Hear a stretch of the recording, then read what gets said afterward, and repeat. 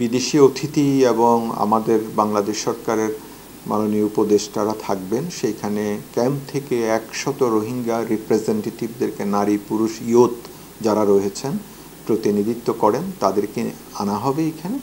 তাদের মুখ থেকে আসলে শোনা হবে যে তারা কি চায়, কিভাবে তাদের দেশে ফেরত যাবে। এটি মূলত এই আলোচনা সভাটির শিরোনাম হচ্ছে কনফিডেন্স বিল্ডিং।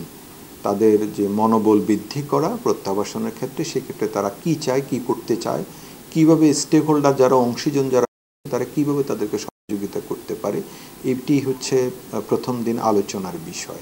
সৌজন্যে একটা ওয়েলকামিং ডিনার এবং সেই সময় রোহিঙ্গাদের কালচার এবং হেরিটেজগুলোর একটা এক্সিবিশনও থাকবে, যে রোহিঙ্গারা যে গর্বিত উত্তরাধিকার তাদের রয়েছে এবং তারা যে তাদের ঐতিহ্য রয়েছে, সাংস্কৃতিক ঐতিহ্য রয়েছে, সেগুলো তুলে ধরার চেষ্টা করা হবে বিদেশিদের সামনে। এবং রোহিঙ্গাদের শিল্পী গোষ্ঠীরা ওখানে কিছু সাংস্কৃতিক অনুষ্ঠানও পরিবেশন করবে, সেই প্রস্তুতিটা করা হচ্ছে। পরের দিন মাননীয় প্রধান উপদেষ্টা 3 দিনের সম্মেলনের আনুষ্ঠানিক উদ্বোধন ঘোষণা করবেন। সেখানে দেশি বিদেশি অতিথিরা থাকবেন।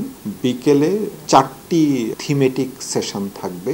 থিমেটিক সেশনেও আমাদের মাননীয় উপদেষ্টাগণ, সরকারের ঊর্ধ্বতন কর্মকর্তারা এবং জাতিসংঘ, বিদেশি ঢাকাস্থ বিদেশি মিশনের প্রতিনিধিরা এবং বিদেশ থেকে আগত অতিথিরা বিভিন্ন থিমেটিক সেশনে অংশগ্রহণ করবেন। এই সেশনগুলো রোহিঙ্গাদের রিপাট্রিয়েশন, হিউম্যানিটেরিয়ান অ্যাসিস্ট্যান্স সহ ক্যাম্প ম্যানেজমেন্টের বিষয় আলোচিত হবে। যে সকল বিদেশি অতিথি এখানে আসবেন তাদেরকে আমরা ক্যাম্প পরিদর্শনের জন্য নিয়ে যাব। তারা যেখানে যেখানে যেতে চান, ক্যাম্পে রোহিঙ্গাদের কিভাবে আমরা রেখেছি সেটি স্বচক্ষে দেখবেন এবং বিভিন্ন সার্ভিসগুলো যে ওখানে ডেলিভারি করা হয় সেগুলো ওনারা পর্যবেক্ষণ করবেন। রোহিঙ্গাদের সাথে হয়তো ওনারা আরও ইন্টারাকশানের সুযোগ থাকবে। আমাদের মূল উদ্দেশ্য হচ্ছে, রোহিঙ্গাদেরও মূল উদ্দেশ্য হচ্ছে একটি, যে তাদের দেশে ফেরত যাওয়া, এবং সেক্ষেত্রে যাতে এ ধরনের কোনো হানাহানি, কোনো বিপত্তির কারণ না হয় সেটি তারাও বোঝে।